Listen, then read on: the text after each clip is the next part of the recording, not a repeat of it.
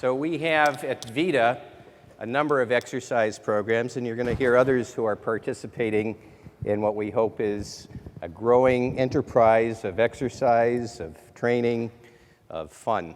And next on our agenda here, we have our featured speaker, Giselle Petzinger, who is visiting us from California, Southern California, the University of Southern California, where she is associate professor and clinical scholar in the Department of Neurology, a movement disorder specialist, who's going to give us a talk on the elements of exercise, how it changes your brain, how you got to change your brain with exercise. I think you'll very much enjoy this talk, and without further ado, excellent. Welcome. Thank you so much. Thank you. Okay, so I'm going to pull this guy off. Maybe not. I'll let you pull that off, Peter. Can you get that one? Yeah. Okay, awesome. Thank you. Just drop You it. want to put that down? Yeah. Go ahead. What I'll do is, yeah, okay. Well, good morning, everyone. What a great workout, huh? Okay. So we have a lot of excellent talks coming today, and I think you'll get to hear about all the different activities that are going on right here in your community. And I think that's what's the wonderful thing, is being able to use what's in your community and things that you enjoy. And that dance certainly was fun. Okay, so what I'm going to do, let's see. Let me see if I can find, okay, here we go. Sorry for the, let's see, get this up and going. And let me find the first talk. Slide, let's see, magic. Yes, all right, can everybody sort of see that? It's a little hard, I apologize for that. Let me move this out of the way. Okay, so thank you guys very much for letting me come to speak today and share some of what we're studying in Southern California regarding Parkinson's. And also Dr. Lewitt, who's been just a great colleague, and I've also just been thrilled, as I said, to learn so much about the wonderful things that he's doing here. You're very fortunate, he's an excellent Parkinson's specialist, and I've really enjoyed meeting your community. And tomorrow I get to explore your wonderful city of Detroit, which I'm really excited about. Okay, so I'm going to first introduce some basic concepts of Parkinson's disease, and this actually becomes quite important because when we're studying exercise, you know, as I always say, I'm not really here to convince you that exercise is important. Many of you here are obviously already avid exercisers. I'm really here to try to help kind of tell a story about how we try to understand how exercise changes the brain. You know, the field has actually been booming in the last 10 years, and there's a lot of excellent investigators. I'm going to just talk about the story that we've been working on, but there are many different, as I said, different ideas that are out there in terms of what might be happening. The first picture I'm showing you here is sort of a general concept of how we think about Parkinson's disease.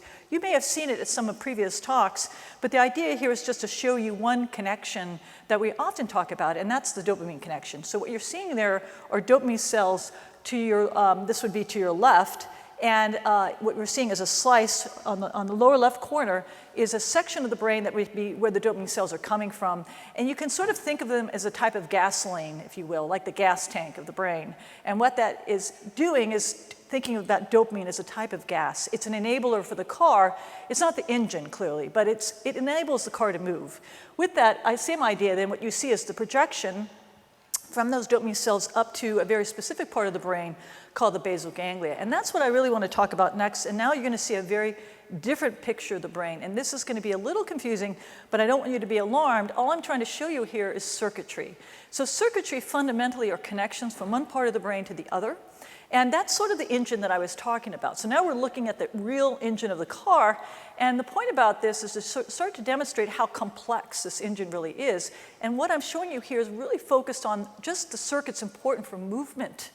Right? So for my ability to move from point A to point B, you can see how complex it is. I actually show you two different colors, and the reason I show you two different colors is also the concept that movement has kind of different components to it.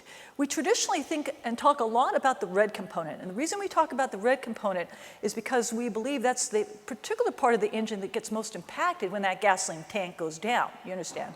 So that red part is really interesting, and it's interesting from the point of view that it allows me, all of us really, to be able to move what we call automatically. And what that means is being able to do something without having to think about it, and that's kind of nice, right? You hate to have to get out of bed and think about walking across the room, right? That would be very exhausting, right? And the other point about this, so it allows me to do something without thinking about it, particularly movement, right? The other key point about this circuit is that it's a practice circuit. I often bring up the book Malcolm Gladwell's Tipping Point because I like him as an author, but also he does a really good job kind of honing in on the very essence of what learning is, which is what that circuit is. It's a learned circuit. It requires a lot of practice, right? So think about even babies as they're learning to walk. Think how much walking they're practicing before they can get their first step, correct? They're being held, they're getting feedback. So our brains aren't any different. They haven't changed in terms of how they form circuitry. That is always the case. So as I'm learning a new skill, whether that's learning to dance, whether that's learning to swim, whether that's riding a bike, the same rules will always apply. And so that circuit is what's being formed. And so I'm also hitting on another important point, which is circuitry, connections from one part of the brain to the other is really what behavior is all about, all right? So behaviors don't come about from a single cell in the brain. It's like a circuit board on a computer. It's not one part of the circuit of the computer that's doing it. It's how it's interacting with other parts. And the brain is no different. The point is we understand that circuitry a little bit. And so now I'm showing you the red part, and I explained to you that it's automatic, and I explained to you that you need to practice it. Key is dopamine is needed for what? For fertilizer. It certainly isn't the circuit, all right? But it's needed and required, and we know that. So think about it as an enabler. You still have to get the practice in, mind you, but the dopamine is there to enable the circuit to kind of solidify. Think of it as glue, all right? Another part of the circuit that I'm showing you here in blue is also a very important circuit for motor movement. And what's kind of cool about this circuit, which we don't talk about very often, is it's actually interacting with the very front of the brain. I don't know that you can see it in the back, but it says frontal cortex all the way to the most extreme part of the slide. That's right here, really in the front part of your brain, and it's actually a thinking part, believe it or not. So now I'm telling you that I'm talking about a motor circuit that involves thinking. Wow, right? Think about that for a second. Motor movement is thinking, right? So we tend to silo things up as cognitive, what we call thinking processes, and motor, which we think of movement processes. But the truth is they're not separate at all. In fact, they're intertwined very much so. And this is just the classic example, because in this blue circuit, what am I doing? Well, I'm updating my movement all the time. So we think about it as optimizing movement. And we do that because we're often negotiating new spaces. So maybe we've learned a skill, but now I have to adapt it, right, to a new environment, right? And so that's another very important point. Movement through space is not, learned movement through space is not in isolation of just the movement itself. This is kind of a cool idea that's been out there. We know this now, clearly. Movement in space doesn't happen in a single vacuum. It's always happening in context of what's out there, right? And so movement very much starts involving your experiences. Isn't that interesting, right? Think about that if we had lived in a slightly different planet, Mars, for example, what our movement would look like because of those changes in the dynamics of that experience. So we are truly the product. Our physical mobility is the product of our environment, and that we engage our environment very heavily on the prefrontal cortex where we're optimizing movement, and that gets colored into the automatic circuit, which is also what? Being formed and solidified.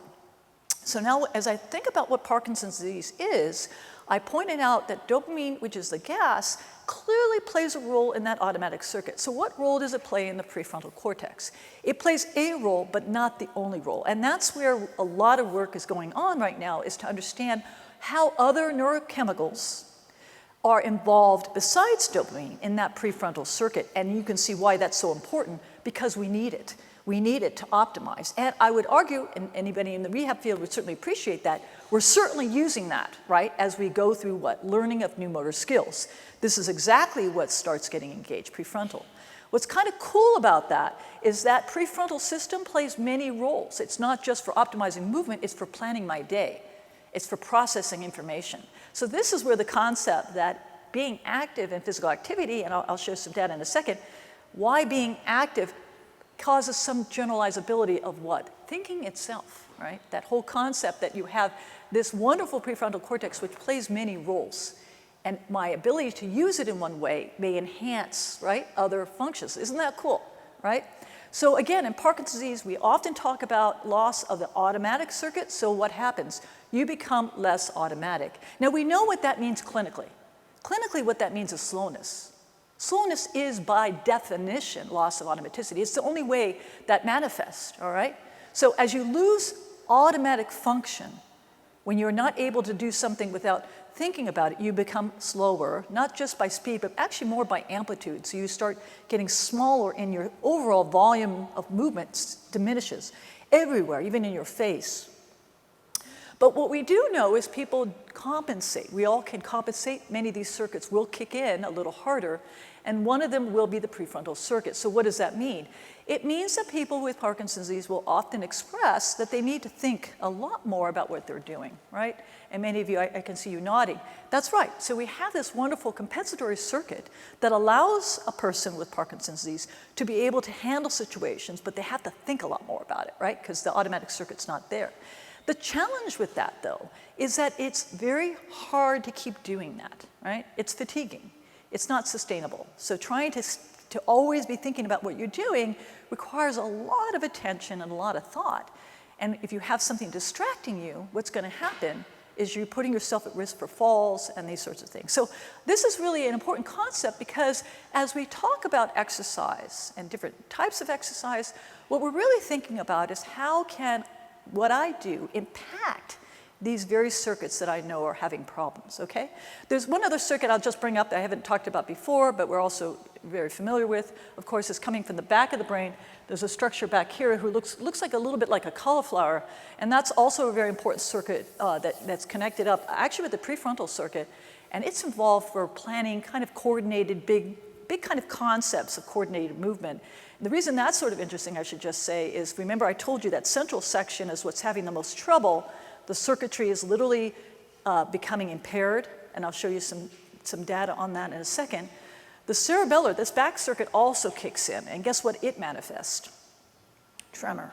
So tremor is thought to be a compensatory strategy coming from the cerebellar circuit to kick in to try to compensate for motor movement. So that's the important point here is to understand that circuitry and at various levels of the brain are trying to accomplish behaviors, right? And as one area of the brain gets affected, other areas of the brain may be kicking in. This may be good or bad, as you understand, because as I pointed out in the prefrontal circuit, is that necessarily a good thing? Maybe for a while, but it's not sustainable. So these are the sorts of questions we're always asking, which is how valuable is compensatory strategies? And again, where is exercise playing a role? Okay. So let's keep moving on, and I'm going to just point out, let's switch gears a little bit. So I kind of laid out the land a little bit, made you think a little bit differently about what Parkinson's really is. I get it. It's a circuit problem. Dopamine is just the fertilizer, but we're really talking about is the engine now. Now, how does this relate to this field of plasticity that came out in the 1990s called the decade of the brain? Everyone was really excited about the idea that, your brain was always changing. I'm personally very excited about that. That's a good thing, right? Because the idea is that we go through life, right, with a brain that is constantly doing what? Adapting to what? Our environment and our experiences. And that never stops. As I pointed out the other day, I said, do you really want to go back to a 5-year-old age? Yeah, I don't think so, right? So the point is we are going forward and we are enriching that brain and adding experiences to enhance what circuitry. The idea for plasticity really is that. Fundamentally, it's the idea that the brain is molded by our experiences on a day-to-day basis, and that happens throughout our life. Now, aging may have a kind of interesting flavor. It may add an interesting flavor to this, just as infants have a different type of plasticity, slightly differences in the coloring of what that plasticity looks like, but it certainly never stops. Even aging doesn't stop that. And I think the other very important point is this concept that when I have somehow a disorder that this stops, that there's sort of a cliff to this thing. Okay, that's not true. The brain doesn't know what it has. It just knows what it does, right? So it does compensatory strategies, and it's constantly being enriched by experiences, regardless of age and regardless of what I have. It doesn't know that, right? And so these are hitting upon some very fundamental ideas of plasticity. It's trying to reach what fundamentally? A homeostatic state, you see. It just wants to get back to some type of balance, whatever that is. But balance doesn't necessarily mean going back to 10 years ago. So the whole idea of a cure as being something where I'm trying to get back 10 years ago just doesn't even make sense for a brain that doesn't want to go back 10 years ago. It's constantly going forward. So what we're trying to do is harness that forward movement, right? A forward movement with driving plasticity in what ways? In ways that we want, you understand? So this is really the basic concept. Can we tailor these experiences to do what? To drive these circuits in a way that leads to successful behavior. So homeostasis is really fundamentally what plasticity is, the brain trying to reach some new type of balance that it may need to go through because of aging or because of injury, right? So, and experiences, so homeostasis. So it's a mechanism by which the brain encodes new behaviors. So what is that fundamentally? It's learning. That's what it is, right? This is me calling the kettle black and me going, duh. Yeah, duh. Yeah, exercise is learning, guys. There's nothing magic here, and that's the whole thing. People tend to forget basic neuroscience, but basically that's what the brain is there to do. It wants to learn. And so what we're talking about is encoding new behaviors to learn, and it just so happens it happens at the level of circuitry. We're creating circuitry, and we're creating stronger circuitry by doing that.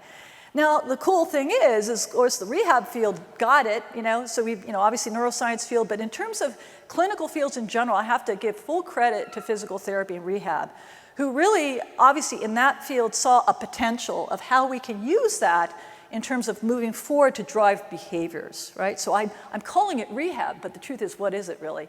Learning, right? We're giving it another try. It's learning, right, in an injured brain, right? So the original work was actually done, I mentioned this original work in these concepts of learning and stuff. Actually, we're in spinal cord injury and then in the stroke field. Then came Parkinson's. Okay, so one of the challenges, and so just some points here again, what I said before, we accept the idea of plasticity and learning, certainly in children, certainly in athletes, right? And now the idea, certainly with aging, and there's a lot of work, as you guys may be familiar with. Honestly, if you pick up an exercise magazine, it's really in the aging field. That's where a ton of work is being done, right? Healthy aging, right? And then Parkinson's and Alzheimer's are probably the next most common. But it's really all over the map in terms of really trying to understand this at all contexts of disease states or aging states. And the cool thing about that is we had already been getting quite a bit of experience with people just working with individuals and doing some small studies, doing all sorts of different types of exercise in Parkinson's disease, trying to find a unifying theme of what these things are really doing. First of all, we saw a lot of benefits, particularly in functional tasks, which was big. Right? We finally turned around our concept of what treating Parkinson's was to more of a functional task. We have a scale, but the scale is maybe useful for research, but in terms of patients, we really are going for function, and the biggest thing we're always going for is gait and balance, because that's what makes you, be able to use your community, right? If you can walk safely and walk, right? Those are the most valuable things, and certainly the PT field knows that quite clearly. But what you see across the board here really have many common substrates. And probably the most common substrate that you'd find in many of these very successful programs is that what they're doing is they're involving skills, it's challenging you to get out of your comfort zone, to work hard, it's intense with frequency, right? And it's giving you feedback. And in this case, many of these were really hitting home on gait and balance practice for the reason I said. It's not that other types of practices aren't important, it's just that gait and balance are going to be way up there in terms of the sort of targeted skill practice we want to get for reasons that are obvious to you guys. Okay, so with that said, I'm just going to show a few clinical slides, and I think many of you, obviously you're familiar with these different types of programs, and I'll be quite honest, I don't endorse any one program. I love them all, and I love that we have variety. So I'm going to just give you some examples. This is my patient, Berie, who has Parkinson's disease, and one other thing that you see is some really interesting phenomenon that we can see sometimes with Parkinson's, which is challenges when you're changing the context of the floor, right? You saw the material on the floor changing. He's slowing down, and that actually is that frontal lobe. Remember I told you what the frontal lobe does? It's processing.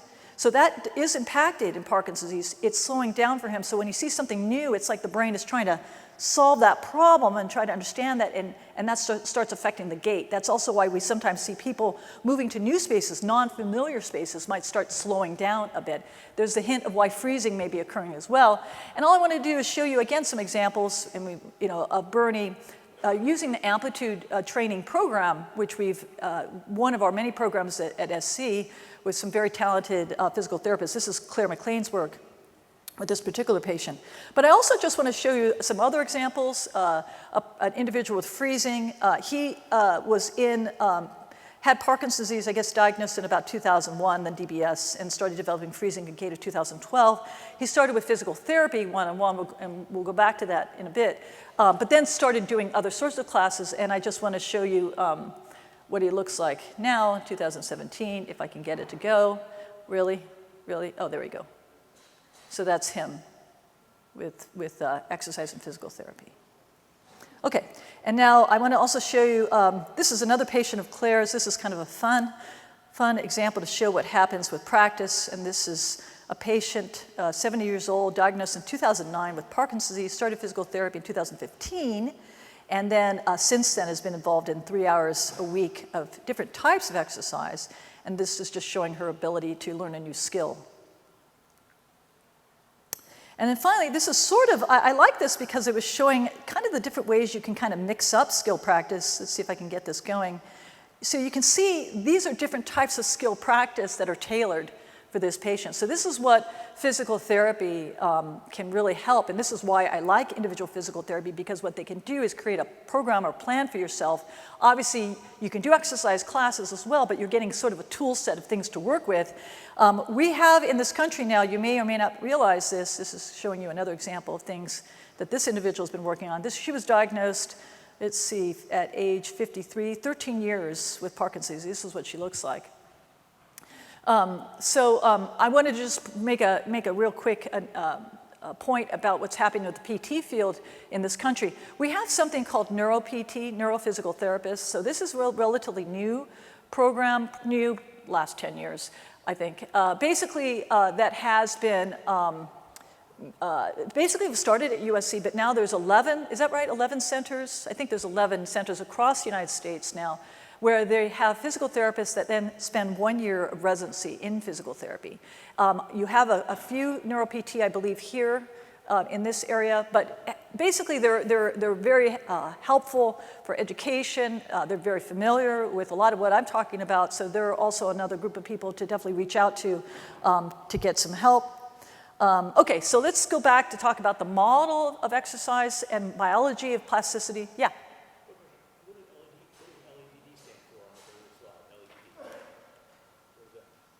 Oh, I think it was levodopa-dose. All right, so this is sort of a model of how we can study exercise, and it's sort of a simple model to try to say, how can we think about the benefits of exercise? And what you're seeing there are kind of two general concepts. There are many ways that people are studying exercise. This is just one way that we took upon ourselves to see if this was true. We had to come up with a hypothesis, and then you test the hypothesis. In this case, what we're arguing is that exercise is affecting synapses, right? So synapses are circuits. That's another way to say circuits. So we wanted to go to try to prove that exercise benefits circuitry, right? Because it's learning. So that was really the hypothesis that we started with, and that's the data. Most of the data I'm going to show you is that data, all right? Alternatively, there's a lot of people that are looking at exercise and looking at the peripheral effects of exercise. Why? Because we know that we've known for a number of years that exercise clearly has effects on the rest of our system, which is called the body, right? We're not little brains floating around. Obviously, we have a body, and exercise has physiological effects in the body. So many people have studied what the physiological effects are in the body and how that might impact the brain. And that data is also very interesting. But what I'm going to really focus on is what's happening in terms of learning. This is just a quick picture to show you a toxin that was identified back in the 1980s. It's a toxin that we use to create Parkinson's disease. It was inadvertently tainted. It was an MPTP, was a toxin that was in heroin. When you can make your own synthetic drugs in your garage, that no longer can do that. But back in the 80s you could, and some chemists who were not very good chemists had accidentally tainted it with this toxin, MPTP, which kills cells very similar to Parkinson's brains. It looks the same. It knocks out the gas tank, very similar to Parkinson's disease, so we can emulate aspects of Parkinson's disease. So we decided to make these Parkinsonian mice. They're cheaper than non-human primates, but the point is that we can make them Parkinsonian, and we decided to see what Parkinsonian mice could do on a treadmill. And so basically we made it challenging because obviously this is a motorized treadmill. These guys are having to move and they're having to stay up in the front of the treadmill, so it's somewhat skillful. right? Because if they don't, they get a little zap in the butt. Also, it's being progressed, so it's getting harder and harder, the speeds are going up. So by the end of 28 days, they're learning to move pretty fast and learning to stay up in the front of the treadmill. And we also throw in some sailing animals as well, non-Parkinsonian animals, and then we also compare that to animals that were not exercising. And I show this video, actually, it turns out it's probably one of the most popular videos I have. When I go abroad, everyone wants this video, the mouse video. So there's two guys here with Parkinson's, right? One of them have been working his little butt off, and one of them clearly has been watching too much Netflix. And that one is just not making any headway on that treadmill. But the other guy who's been out there diligently exercising, right, concerned about his health, does incredibly well. And so this was really the first paper, as we started saying, was, look, this animal has Parkinson's, clearly Parkinsonian, and getting better running on a treadmill. Now, we saw also improvement on another type of motor movement. It was actually, it's a rotorod. I call it the Canadian logger. You guys seen that? You know, what is that called? You know when they're on that log and they have to kind of like stay on the log? Something like that. Okay, we did that to these animals too, and they did great on that as well. A colleague of ours has subsequently done some other studies using a slightly different model showing a whole host of different motor improvements besides these two. And the key factor, though, was we wanted to now ask something about dopamine, because everybody would say, it's dopamine, it's coming back, you know, what the heck, right? So the answer to that is no, it's not dopamine. And so that was really important to us because, you know, the whole time, most people would have said, oh, it's the gas tank and something happening to those, you know, cells are coming back magically, whatever, right? And what I'm showing you here in black is two columns, and one of them was the guy who was watching Netflix, and the other guy was the one that had been out there every day running his little heart out, right? No change in dopamine levels. So total dopamine levels are not explaining this behavioral phenomenon. But the take-home point was some other work that we were able to do, and I'm showing some fancy analysis that we did off here to the right. Take-home point was we were able to measure something else, though.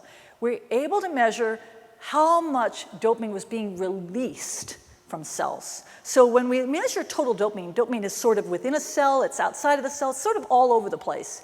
Total dopamine in the whole area that hadn't changed. But in terms of the location of dopamine, it turned out dopamine was being more outside the cell, ready to be used. And that was the difference. What am I saying? Exercise made dopamine more available. So with the same amount of dopamine you have, suddenly it becomes more available and more efficient. Now, it may explain why, for example, some people feel that after they take their medications in the morning, if they get on the bike and do some workout, they feel a lot better faster. And that certainly could be explained in part by what we know with exercise, that it does seem to make dopamine more available. The other thing we saw, and this is just pointing out down below, see those two bars down below, black and hatched?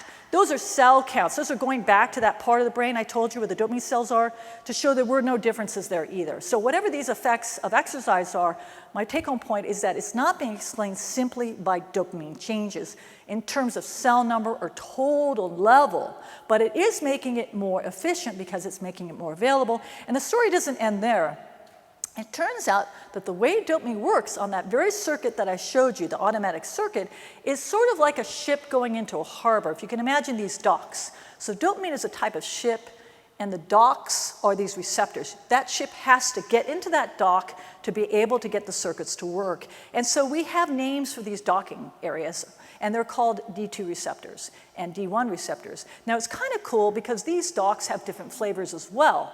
And it turns out that the docks that have the D2 sign on them are really, really important for motor learning. We know that because of where they're located in the circuit. So you need these docks. It's not enough to have dopamine around. It's simply not enough.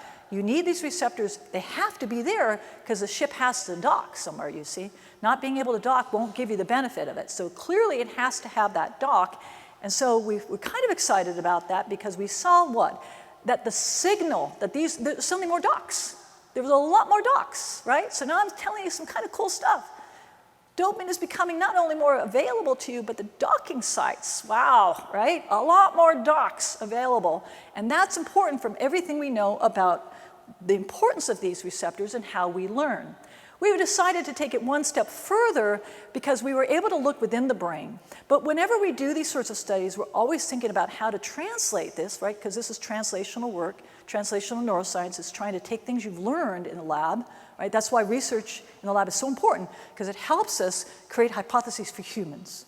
So as we understand what's going on. So in this case, we definitely wanted to be able to do some imaging.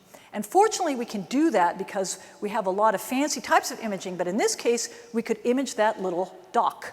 So that dock, we put a little tag on it that makes it, radioactive and color up, and I can put the mouse in the little scanner. He has a little anesthesia cup on his little face. It's actually quite cute. And they get imaged. And so what we saw here was some cool stuff. What you see all the way to your left is actually the basal ganglia of a mouse.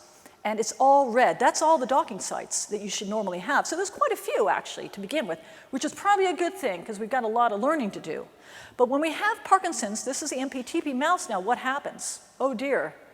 So there's clearly more than just lower dopamine levels, right? There's less docks. That's not good, right?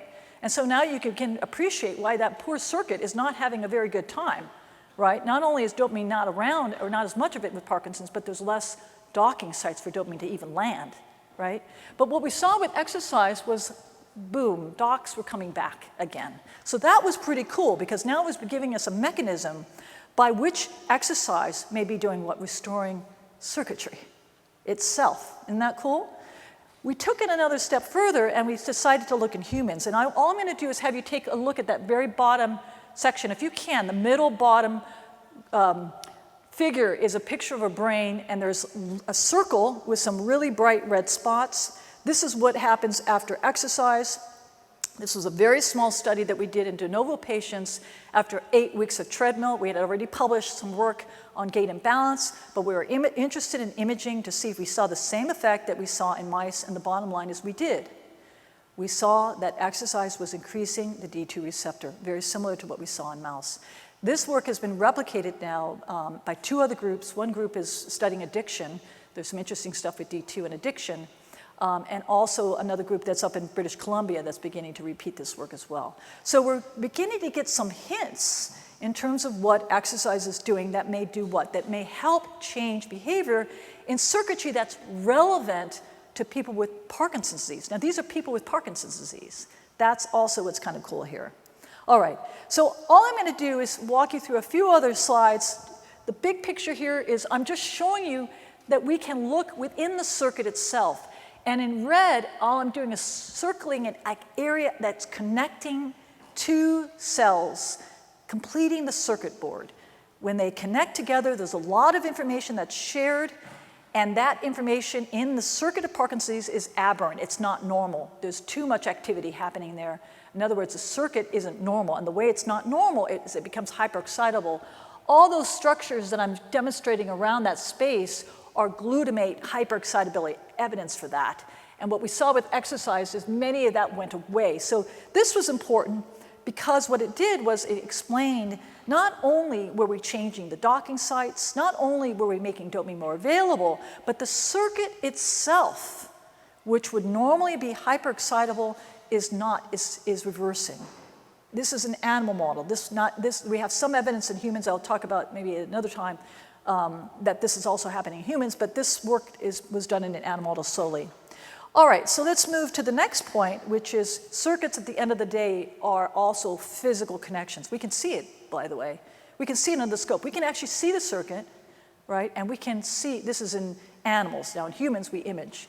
But in animals, we can physically see these connections coming together, which is really cool. And this is just an example of what it looks like. It really looks like a little thorn with another attachment on it, right? And that's what you're seeing here in a big blown up cartoon. Well, we can actually begin to look at these. And there's a lot of ways we can do it. What I'm showing you here is one cell within the basal ganglia that's about to connect up with other cells. This is clearly blown up. And this cell is being filled with dye.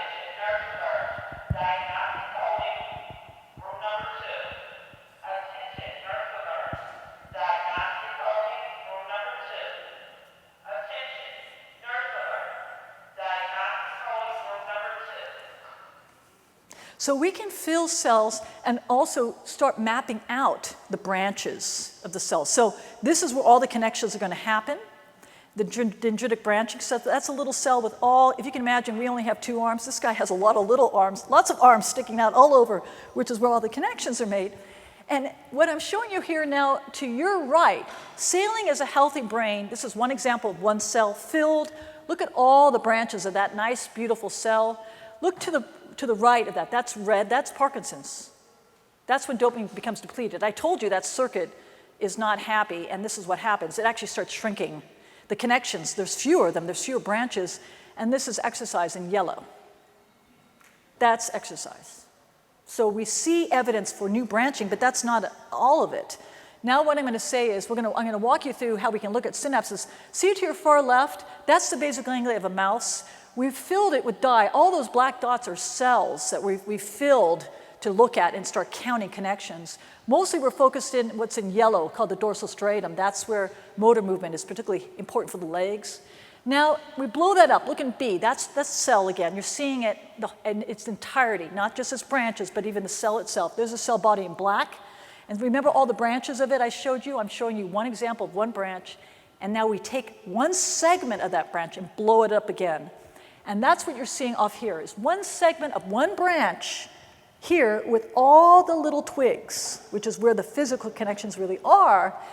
And what we see with dopamine depletion, look to your bottom left of this panel C, there's fewer connections in MPTP, and there we see with exercise, boom, more connections. So we call that synaptogenesis. Synaptogenesis means synaptic connections, and that's what we see.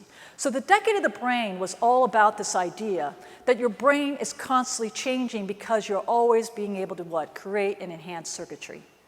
This is in essence what exercise in the animal model has been demonstrating, that we have clear evidence without a doubt that there is synaptogenesis happening. And this is happening without changes in dopamine levels. We know for a fact that dopamine by itself, if I pour dopamine all over your brain, you're not going to suddenly go, poof, I know Latin. That's not going to happen, right? So dopamine is an enabler. That's what it is. It by itself does not create synapses. What creates synapses is practice, and learning creates synapses. Dopamine is important there as an enabler. And that's also why I want to point out we don't drag people on treadmills, all right? There's none of this, I'm not ever taking medicine and I'm just going to do exercise my whole life. And one of the reasons we don't do that is because it doesn't make biologic sense. There's a reason that dopamine is in the brain, right? We're not negating that reason. Dopamine has a value there, and that is to do what? It's needed to glue, right? And so when we talk to patients about the role of exercise, I say, it's 50% lifestyle and 50% medicine. That's still pretty powerful though, right? Because how often, you don't hear that very often, but the truth is we can say that. We can say 50% of treatment really of any neurological disease, truly any at this point, because there's data coming in every field. Of any neurological disease, 50% will always be lifestyle, but 50% is drug. So I never ever tell people, one, that this is a cure, and I never ever tell people you will never have to take meds, because we know that dopamine levels do change over time, and dopamine is critical. So the way that I think about it is I think about making sure people have enough dopamine to be able to do what? To get the most out of practice. Now you see what drugs really are about. Drugs are enablers. They're not bad, they're good, but they work best when I'm thinking about what other things I'm doing in my life. And that's kind of a nice balance to think about. Okay, so I'm going to end with one last slide and one other point. And that is this whole other interesting question about, does it matter what I do? And I know there's a lot of different exercises out there, and I think they all have value, don't get me wrong. But from a biological point of view, we were interested because we wanted to know whether or not we can learn something about exercise and how it may be interacting with the brain. So we took it upon ourselves to start asking whether the type makes a difference. The aging field for a very long time had been very interested in aerobic exercise, right? The whole idea for aging, and you get on a bike, and that's sufficient to help memory, right? And also, what's the other big place? frontal cortex, the planner, the executive system. That's where the aging field is. So all the aerobic cardiovascular stuff has come out of the aging field, right? Particularly for thinking. But remember, we're coming into it from the question of Parkinson's disease, where we had been doing what? Skill training. We weren't putting people so much on bikes, we were getting people to do what? Gait and balance. That's all the stuff slides that I've been showing you, right? So we had two ideas coming together, and the question was, how did they differ? Or did they differ in terms of the type of circuitry that they're impacting? And so that's really the question going forward, and I'm giving you some examples here of skill. Now, obviously, these are high-level skill, but I'm just trying to point out, the truth is there's a lot of different types of skill practice. Tai Chi, yoga, I mean, there's many different things that are out there. That becomes quite important because really at the end of the day, again, I'm not pointing out to any exercise, I'm giving you a theme, right? The ability to choose is actually quite important. The ability to choose what you love doing, we know that data. Self-efficacy, self-belief is quite important. The idea that I believe I can do this, if I get on a black diamond, I'm on the top of that black diamond mountain thinking I can't do this, how likely am I not only to fall, but probably hit the tree? Pretty damn likely, right? So having attitude and believing you can do it, turns out it's actually quite important. And loving what you can do is also quite important. And so that's why these concepts of keeping things kind of on a conceptual level, skill versus aerobic, actually is also quite valuable when we start talking about what people should be doing, all right? So we're keeping very thematic here. All right, so my colleague, Daniel Holschneider, our colleague, had came up with a really clever idea to look at this. This would be in a rodent model. I won't go into too many of the details of it other than to say that it is another Parkinsonian model. And he came up with a clever idea of changing the type of experience this animal would have with exercise. And what you see here are two wheels, but these wheels are clearly different. And what you see to your right is a smooth wheel. So this animal is golden. All he needs to do is just stay on that wheel, some level of attention, because I should say these wheels are now plopped onto some motorized rods that are being moved fast. And again, the better the animal can do, what happens? We make it harder. So that's the other thing about learning. We know that. If you know how to do it, make it harder. You're not learning if you stay in your comfort zone. You are not learning. So you make it harder every time. You're progressing in terms of how skillful it is, how fast it is, right? Intensity. These are all the elements of learning, right? Okay, so this guy on your left is going through a much more skilled practice because he's got the little spokes move. So he's going to do a lot of what? Problem solving. You think he's using his little prefrontal cortex? You better darn right he is. It's not to say that the guy on the left isn't, because he's got to pay attention, certainly, and that has some aspects of prefrontal cortex. But the guy on the right is definitely doing some pretty heavy problem solving. Now, after that 8 weeks, we can actually do some blood flow metrics. And the way we do that is we tag blood flow, cells within the blood system, with a radioactive dye. And we insert this tether into the animal while he's awake. So he's comfortable, but he's still awake, so there's no complication of any other medication. They finished their exercise, the blood flow is tagged, so we can look at where blood is going. We use blood flow often as a surrogate for circuitry, right? The idea is if circuits are being active, they need more blood, and so changes in blood flow are thought to reflect, surrogate of what circuits are being activated. So we're using blood flow as an example. These animals, very same paradigm, Parkinsonian animals, half go into the smooth, half go into skill. At the end of that, we put the dye in, right? So it's running through the system. They're walking gingerly, just carefully on a regular treadmill that's really quieted down, slowed down. Brain gets taken out. And then we slice it up, sorry guys, after breakfast, whatever. Put it on slides, and then we actually capture that on film. And so this is what this looks like. I'm going to give you some orientation here. What you're seeing to your left is the brain of a skilled exercise animal. What you're seeing to the right is the aerobic non-skilled, right? And now you remember what those paradigms look like. These are Parkinsonian brains. What you're seeing in red, actually yellow, is blood flow. We call that activation. So that means those parts of the brain are being activated or being recruited or turned on, right? So what we see, interestingly, in the skilled animal, you see something written out called PFC. That's the frontal cortex of that animal. And you see the arrow pointing to the aerobic group and to the skilled group. And what you see already off the bat, that the skilled animal has a very broader yellow area. That means there's a larger area of activation happening after skill. So there's that. clearly more involvement of the prefrontal cortex, as we would have imagined. If I put you on that skill wheel, you better darn well be using that prefrontal cortex, otherwise you will not make it through that wheel. So that prefrontal cortex is on fire in skilled, all right? Compared to the aerobic, it's not that it isn't, but it's less so, right? But the other point about this is if you look at other areas of the brain, and I'm just going to tell you right now, the areas that are lighting up there are the motor, M1 is motor areas. These are different areas of the brain that are involved in motor control, as well as CPU, the basal ganglia. We see much more interconnection with skill. So it's basically that prefrontal cortex lighting up and getting activated with the basal ganglia working together. And we see that this seems to be more apparent in skilled versus non-skilled versus aerobic. So this is sort of getting at the idea that it does seem to matter to some degree what I do. Again, it doesn't mean that other types of aerobic exercise aren't beneficial. What it's beginning to show us, though, is that depending on what I do, it may have different targets in terms of what I'm activating more than others. And because I'm interested in cognitive circuitry, I'm actually studying prefrontal cortex is what I'm particularly interested in, then I'm interested to know, can skill offer more top-down cognitive processing? Can it benefit that area, in particular in people with Parkinson's disease, because we know that the prefrontal system is affected, hence my interest in skill. Right?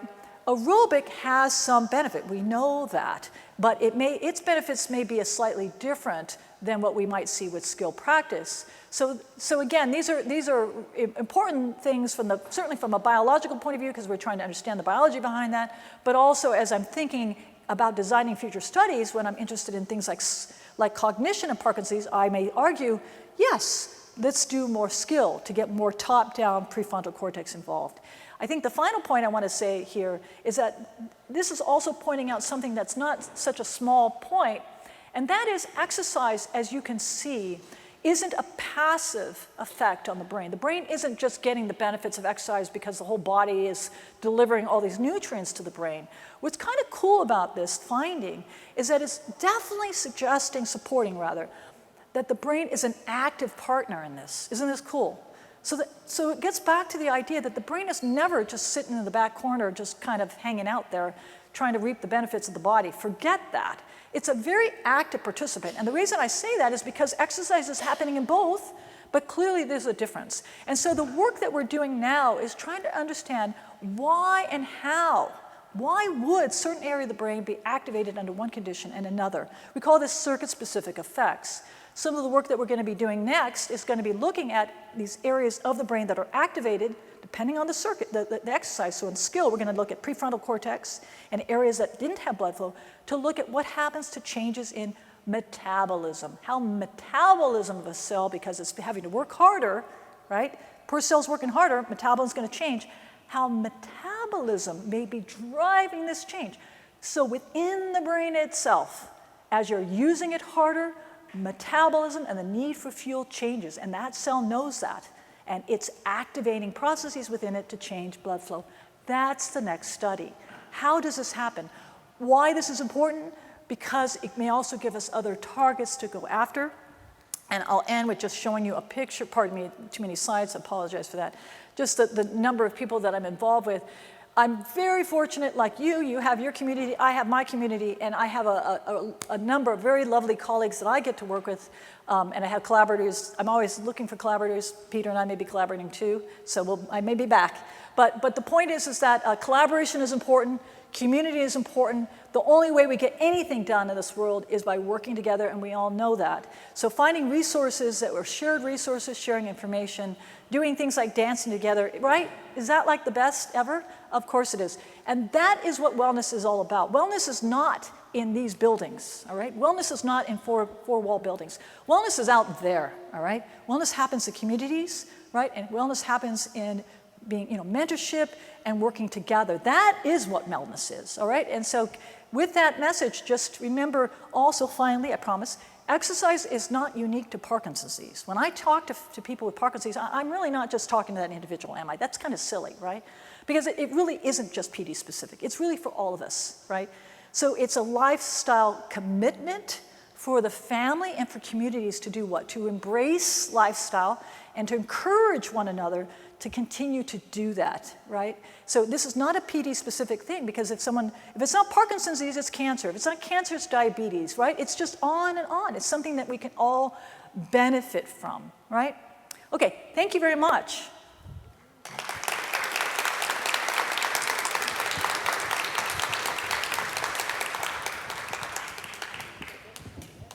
Well, thank you, Giselle. And will you take a few questions? So Yes. we're still on time here. Yes. And we'll... Questions out there?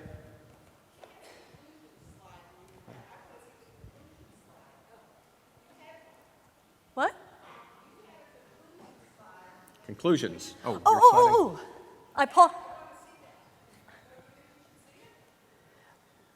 Yeah, I mean, I can actually tell you without showing you the slide. Yeah, so the conclusion is that neuroplasticity, which you all learned, right, is an ongoing process. That actually experiences is what molds neuroplasticity at the end of the day, and it's a lifelong process. Exercise is an example of an experience. So exercise is interacting with your brain through learning, and it's learning fundamentally that is what's changing the brain. We use exercise in a way to target those systems that are most affected with Parkinson's disease, i.e. gait and balance. So exercise that incorporates those aspects of learning, gait and balance, are going to be particularly beneficial with Parkinson's disease. It's not to say that you can't do any other thing. You can, certainly. But having gait and balance practice is going to be important. In terms of other types of exercise, as I mentioned, we've mentioned about aerobic exercise. There is benefits certainly with aerobic exercise, but the benefit is probably a little different. I mentioned that in the aging field, as an example, we see some benefits in memory. People may be familiar with that, so there's data going on with aerobic exercise in memory. And some benefit clearly even in amplitude and being able to move slightly broader, these sorts of things. But I think at the end of the day, the most important thing is to be able to, one, work with a physical therapist to get that particular training experience with gait and balance particularly, right? And I usually have people do that about 3 times a year. So you're getting your individual practice, you're getting your individual tool sets, and then the rest of the time finding things that you enjoy to do. And that's important. Why? Because we talked about the importance of self-efficacy and self-belief. Doing things that you love to do is actually quite important. Okay? And finally, the idea that exercise doesn't substitute for medicine. I'm not here to say that exercise is taking the place of medicine. I'm hoping that you get away from this meeting today realizing that dopamine has a role as an enabler. It's clearly important. We talked about its role in docking and how it facilitates learning. So it's the glue. But at the end of the day, it's really practice, right, and learning which drives circuitry. Doing things you love becomes important. And that wellness isn't here, but wellness is out there.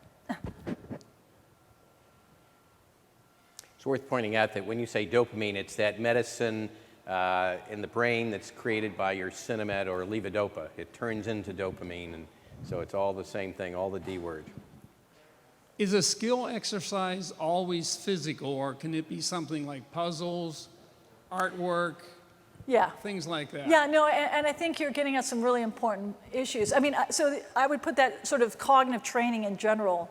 So there's been a lot of work happening in cognitive training for a long time. And I think what people generally are saying is that, it probably depends on some degree on the complexity, quite honestly. But simply doing Sudoku or luminosity would probably just get you good at Sudoku or luminosity. So it has to do with, really at the end of the day, what we're interested in is generalizability of these effects, right? And so there are different types of sort of cognitive experiences, like learning languages, learning music, which has a skill component as well, that probably, have some benefits. I'm not saying it doesn't. It's just that there's something very unique about movement in space. And there's been some really interesting work in the last few years where people have even addressed the idea that the prefrontal cortex, this massive system that we've talked about that are important for updating movement and for learning and planning, right, plays these dual roles, may have been evolved for the sole purpose of going from quadrupedal walking to bipedal walking. So as we became bipedal, this prefrontal cortex became huge. Why? Because of its necessity to be able to problem and plan and problem solve our environment and our ability to move. So the argument is that movement through space is highly complex and highly sophisticated. It runs on multiple cylinders to be able to move successfully in space. And so comparing that, not to say that music and everything isn't great, but one can still imagine that having much more breadth of experiences comes with movement through space. I'm also wanted to add really quickly, although I've been talking about the movement itself, keep in mind another way to get bigger experiences, because that's what it is at the end of the day, right? We said neuroplasticity is all about experiences and exposures. What other ways can I get more experiences besides mixing up my movement? But by the spaces in which I practice, right? Because I told you that when we move in space, it isn't in isolation. It's really also enveloping the very spaces that we're in. So I'll often tell my patients to mix up where they're practicing. Don't just do it in a gym. Go out on a trail. Go out on the beach. Mix up the look of your environment and mix up the terrain of your environment. And that adds what? Another cognitive load, and now you know what I mean. It's hitting that prefrontal cortex really hard. Because now not only am I thinking about what I'm moving or how I'm moving, but I'm also thinking about the space in which I'm moving. And that's another way to mix up your practice. Hi. Hey. Great speech. It really makes you want to get out there and hit the trail or something like that. I wanted to ask you, though, I box on a heavy bag. I run and I play baseball. And I was wondering whether any of the ancillary jarring to my head, I've also had DVS on both frontal lobes. I was wondering whether any of the ancillary jarring in my brain from boxing and jogging. About jarring? Yeah, I wouldn't call that, you mean that you're getting some type of head trauma? Yeah. Oh, yeah, no. Right. No, you're not. Yeah, if that was the case, most of us would probably have head injuries. Yeah, no. I mean, obviously, physical pounding on the head would not be good, right? But the walking or stuff, no, not at all. You're good to go. Yeah, Right. no harm in that. We actually have some buffering around our brain that kind of cushions our brain so that it doesn't knock against things. But yeah. Okay. Well, Yeah. I rarely box the human, mostly. Well, the but bag. as long as you're not getting hit physically in the head, yeah, I wouldn't advise that. But yeah, exactly. Thank you. Okay. Oh. I have a question for you. Oh, someone else out there? So one of the interesting things you mentioned is the concept of tremor in Parkinson's as being something that may be part of a compensatory circuit. And this is sort of interesting because a lot of people who have tremor find that it comes out in stressful situations or it goes away in some situations but is there at rest and so on. But it's also a peculiar thing. First of all, not everyone with Parkinson's has it, and it's one of the few symptoms over the years that sometimes can go away on its own. And I've always wondered, why does it seem to go away in some people and not others? So my question is, in the people who've been through the training program you've seen, has there been any trend for tremor changing over time as part of their improved skill sets and abilities to function at a high level of exercise? Has the tremor gone away at the same time? You know, I have to say, we've seen improvement in tremor. I don't know that I've seen people have their tremor go away, but I don't know that I'd have to ask some physical therapists. They probably know better than I would because I don't follow them long enough to think about that. I'm trying to think of tremor predominant cases. Doesn't come to my mind offhand, but I understand where you're going with that. I mean, we know tremor does get better, but does it go away? I'm not sure. That's a good question. Yeah, have to think about that, study that. Good idea, Peter. Yeah, okay. All right, thank you so much. Thank you.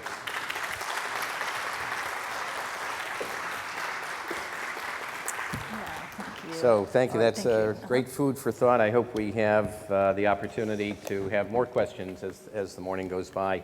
I just also wanted to point out that we have up in the Main Street area a few things on exhibit that I think you might want to take a look at. For one thing, the U-Step rolling walker, which some of you use because it has some unique features helpful for living with Parkinson's, especially the reverse brakes and a lot more security against falling.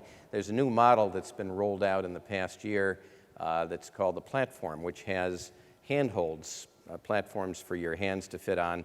It gives much more security against imbalance, and this is an add-on feature to the U-Step. It's up there. The other thing is one of my patients just gave me for showing today a form of a transfer chair, a lightweight wheelchair that also doubles as a walker. It has handles and handbrakes. It has a seat belt on it. It's relatively inexpensive, and I have it up there just for show and tell purposes so that you can see what's out there.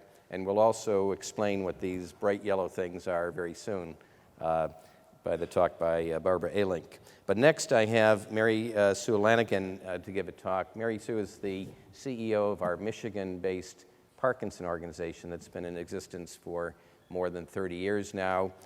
They're co-partners in this meeting. It's a source of support and information for the state of Michigan with respect to Parkinson's disease, how to live with it.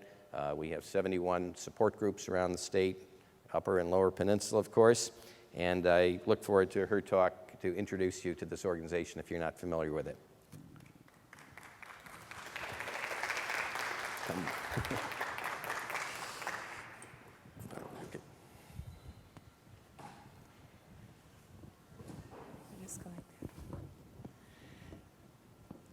Thank you, Dr. Lewitt. I appreciate the opportunity to be here today. Can everybody hear me? Okay, great. As Dr. Lewitt said, I am with the Michigan Parkinson Foundation. Our mission is to provide education, direct patient support services to people with Parkinson's and their families, and also to the healthcare providers who treat them. We serve the entire state of Michigan. We have an 800 number, toll-free, that once people get diagnosed, the neurologists in the area generally will refer them to our foundation, and we will send them a newly diagnosed packet of information that includes the book, Living with Parkinson's, What You and Your Family Should Know, along with some information on support groups in their area, any exercise programs that are going on in that area. We have a newsletter that we send out 3 times a year through snail mail. We also do electronic newsletters every other week about any upcoming education programs that we're aware of about Parkinson's, any of our own programs that are going on. Many of our support groups also bring in speakers of special topics, so we try to keep abreast of anything going on in the community about Parkinson's, and we try to share that with you. We've got a whole series of different sets of brochures, some on nutrition, some on exercise, some on mental health and anxiety, different topics, and if you call, we will send them out at no charge. We just recently had our annual symposium. I recognize some faces in the audience. It was June 8th at the Detroit Marriott. We do that every year. It was for both healthcare providers and people with Parkinson's and their families. We're also doing another one August 17th in the Upper Peninsula in Iron Mountain. So if you're up in that neck of the woods, you might want to check it out. We have a great website. Our website, we're looking at it as a resource center. We try to keep track of all the exercise classes that we are aware of going on throughout the state of Michigan. All of the education programs throughout the state are listed there. We have a calendar of events. All of our support groups are listed with the contact name for the person who's running the group, the address of the venue where they meet at, how often they meet. We also have articles that our doctors on our professional advisory board, Dr. Lewitt is chairman of our professional advisory board. So specific topics on Parkinson's are posted there as well. We have a neurologist referral list. All our past versions of the newsletter are posted there. I just brought this up because if you go to our website, which is parkinsonsmi.org, if you go to programs, support groups, that's where most of the information is posted. And then there's a drop-down menu, and you just click on any one of these topics. We also have a YouTube channel. It's Michigan Parkinson Foundation YouTube channel. We record all of our sessions at our various symposiums, and we post them to this YouTube channel. So if you can't get to one of our programs, go to this channel. It's free of charge. Look for your topic that might be of interest, and you can play it sitting there at your computer in the privacy of your own home. Where that arrow is, you go to our website, and you'll see that YouTube channel, the icon there. Click on there, and you'll see there's Dr. LeWitt. You'll see all these different topics, and you just keep scrolling down. You'll see something that says more information. You just keep clicking on that. We should have the symposium that we did 2 weeks ago. I hope that they will be posted by the end of this week. I just talked to the videographer, and we've got some great topics that'll be up there. We provide financial assistance for medication. If your medication is getting costly, give us a call. We will provide up to $500 a year for medication. You have to have your physician, after you're approved, send your prescription to the pharmacist that we use. We'll okay it, and then they will send you your prescription through the mail. And then we pay the pharmacist direct. We provide financial assistance for respite care in the home or at a facility. We will help pay for up to 72 hours in a year. The way it works is we pay 65% of the hourly rate, and you pay 35% of the hourly rate. So basically, you could get respite care in your home for $8 an hour, and we would pay the other $15 an hour at about a $23 an hour rate. We contract with Home Instead Senior Care to provide this service. We are not a long-term solution for anybody. This is meant to be a short-term solution. Say you've got to go to a wedding and your partner just isn't up for it. It would be too difficult for them to travel. We would provide support for 72 hours. It would get you through a 3-day weekend. Or maybe you need 4 hours a day, 4 hours a week, just to get out of the house, to go do your grocery shopping, unload your groceries. You could have somebody come in 4 hours a week just to give you that 4-hour break, and that would get you through like maybe 13 weeks. So if this is something you need, please call us. We can help with that. Our education program, we have 2 different programs. One is Orientation of Parkinson's. It's a 2-hour program. We offer it once a month at various locations. It's for the newly diagnosed. You walk out of the doctor's office with that diagnosis. Give us a call. We'll get you on the list for the next program that's coming up. We generally have a physician or a nurse, and along with an experienced person with Parkinson's, deliver the program. We have a Living with Parkinson's series. It's a 5 to 6 week series. It meets 5 or 6 Tuesdays in a row.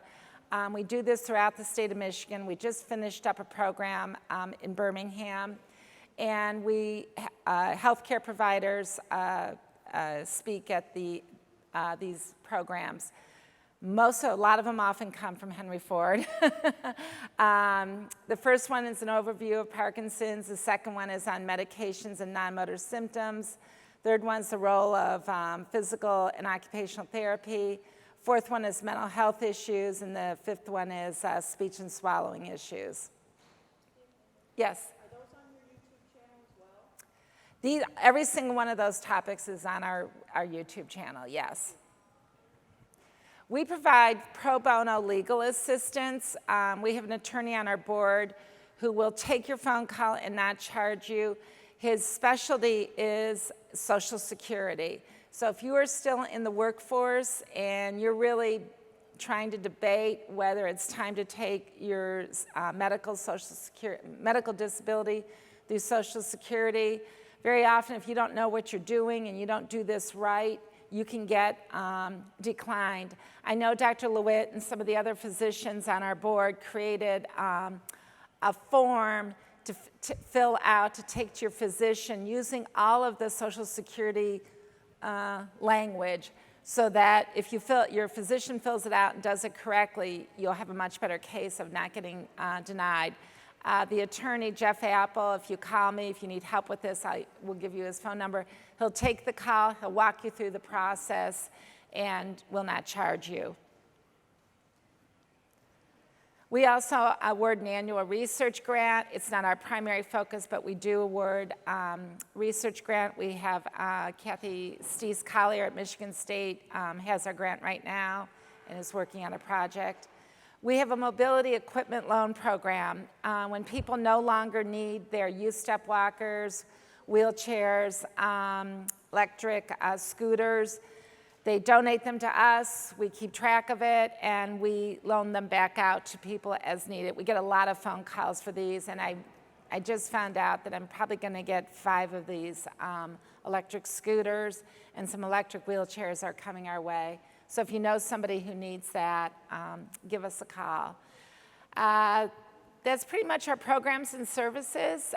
We answer our phones unlike other healthcare foundations. There's always somebody who answers the phone, and if all our lines are busy, we will get back to you the same day. Thank you so much. Thank you, Dr. Lewitt. Thanks. Nice overview. So, by the way, sometimes the term foundation refers to someone who has a lot of money and is giving it to the cause. Well, our foundation is our population of Parkinson patients and friends and families who are giving to the foundation to allow all these services to happen. So thank you to all supporters out there who are members of this organization over more than 30 years. To get my program, sorry. Let me get, I think next on the program is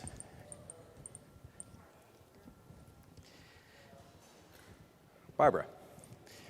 And Barbara Alink is visiting us from Canada, and you'll hear what this is all about. I came to know about this device from one of my patients saying, you gotta look this one up. I did, and this is the result.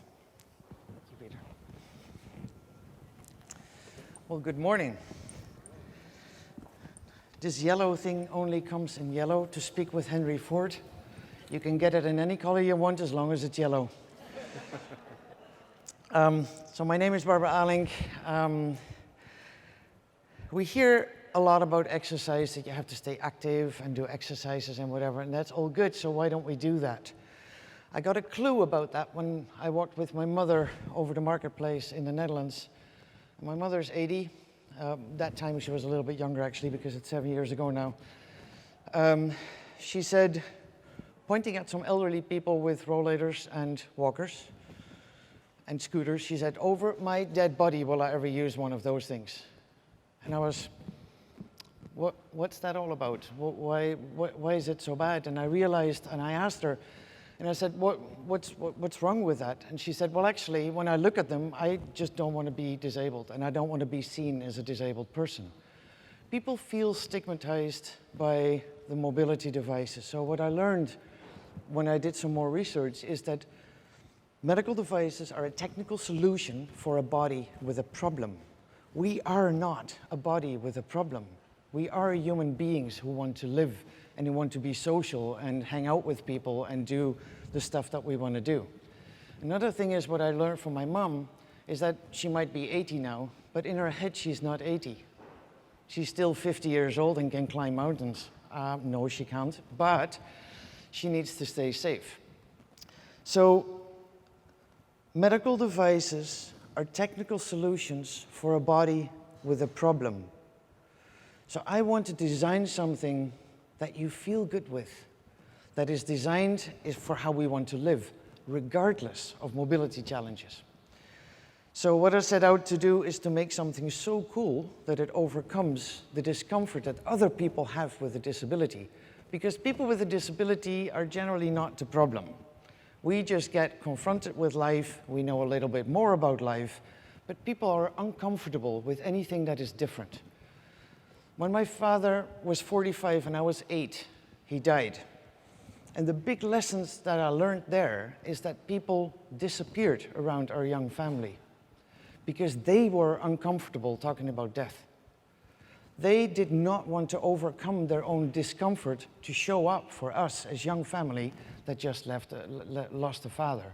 That was a huge lesson for me, and the same applies to people with disabilities. People with disabilities, or they look a little bit different, and it goes actually so far as skin color and gender and all that stuff that makes us look different than what anyway? I don't know what normal is. I don't know what looking different is. But people are uncomfortable if it is different than them. So I designed something that is so cool that it would overcome the discomfort that other people have with the disabilities. So on this bike, and I talk with hundreds of people that are now using the bike, and I talk with hundreds of people before they start using it. They're the one with the cool bike.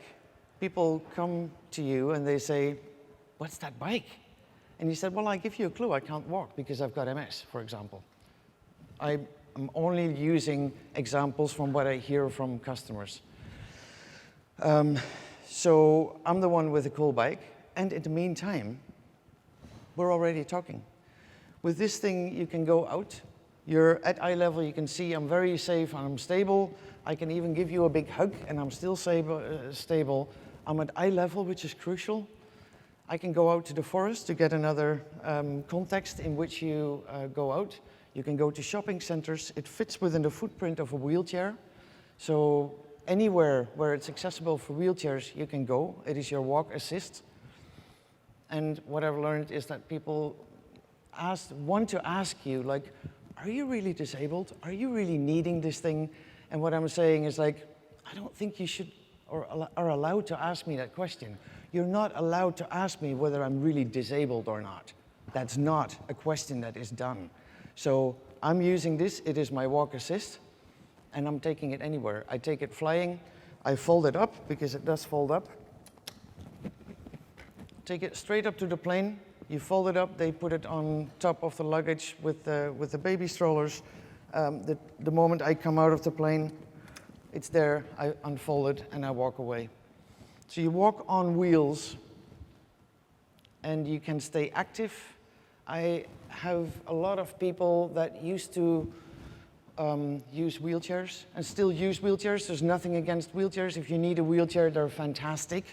But we live in a healthcare provision system where a lot of people that use wheelchairs can still use their legs, but there is nothing designed for them to stay active and to be at eye level. So there was no alternative. This is an alternative. I'm not saying you get out of your wheelchair, you never have to use the wheelchair again, but this allows you to stay active. This allows you to go out. You can be engaged, socially engaged. We've got a lot of people that actually didn't lose their jobs because now they had this.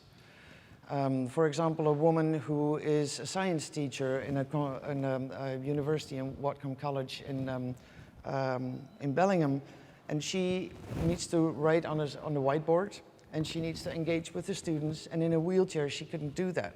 Her feet were shot, she couldn't do anything anymore. She's still in a job 2 years later. She's using this for the last 2 years now, did not lose her job.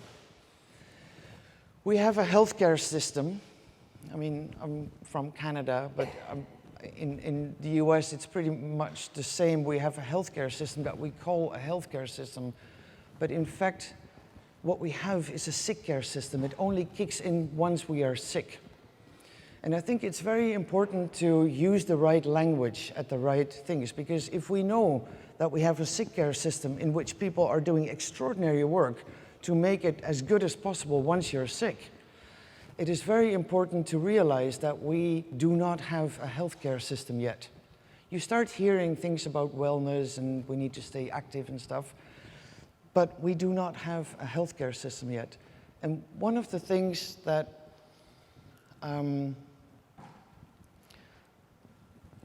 our society is based on that we need to be comfortable. Comfortable sounds good, right? No, comfortable is not good. It's exactly what Giselle said. If you want to learn things, it needs to be still harder. You need to make it harder. You need to make it harder for yourself. You need to get out of that comfort zone. And if we do that before we are sick, it is much easier to deal with the consequences of the sickness once we are sick. So, social engagement. 80% of people with disabilities are isolated at home. 80% of people with disabilities are on antidepressants. Sometimes when I talk to people, they say, I haven't talked to anybody in a week or in 2 weeks.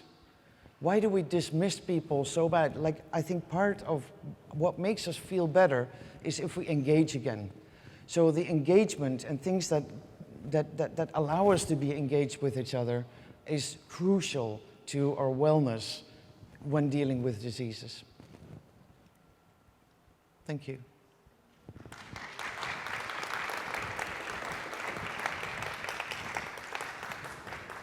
Thank you, Barbara. Thank you. So I just wanted to point out, we are setting up, designing an exercise training program, Dr. Petzinger and I and Barbara and others, to try and see if we could incorporate this kind of device in terms of helping gait and balance, perhaps for people with challenged systems because of Parkinson's disease. For example, those who are suffering from imbalance or frequent falls or freezing of gait and so on. We want to see if this used in a training paradigm, maybe of over 10 weeks, several sessions per week, might help out. So anyone who's interested for further information or might even think of participating as we develop this program, I'd be glad to keep you in the loop on that, and maybe at our desk upstairs on the way out you could sign in on that. I also wanted to mention another aspect of our research. We are trying to figure out what it is that leads to Parkinson's disease, and as many of you know, loss of sense of smell is an early feature for some folks, even up to years or decades before the motor symptoms of Parkinson's begin. Well, one of our research projects that's ongoing now is detecting whether the acuity of sense of smell is impaired distinctively in Parkinson's, so we might do a better job of diagnosing it early or before symptoms arise. It might be a useful tool for starting a protective therapy if we ever have one. And Abby Knoll, a graduate student from Central Michigan University, is here with a colleague testing for impairment of sense of smell. And for anyone who has Parkinson's or actually healthy controls, we'd very much welcome your participation. It's a test that takes about 20 to 30 minutes. We're doing it here in the hospital today after this meeting.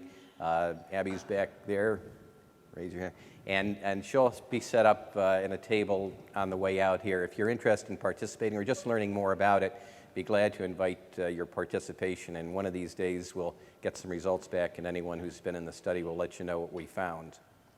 Once again, I left. Oh, so Berie Kosir is here. Berie is going to tell us a little bit about a form of physical therapy that has had a great impact on Parkinson's. Many of you know have been part of this, and I'll let you tell the story. Thank you, Berie. All right, thank you. I've been told to ask everybody to do a little stretch break, so anybody who feels the need, please stand up, let's stretch. We've all been sitting for a while. Oh, I know. We need to do this. Let's just stand up and stretch for a moment.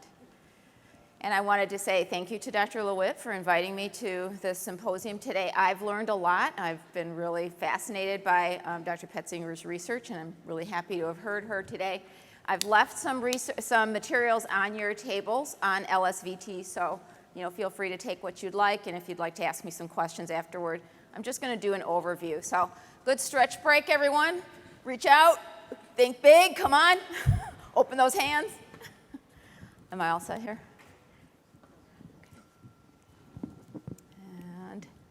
All right. I feel better. I don't know about you guys. I've been sitting back there too. So I'm going to be speaking with you today about the science and practice of LSVT BIG. It is a physical and occupational therapy program. I know we've been talking about physical therapy, but I'm an occupational therapist myself, so I have to put that plug in.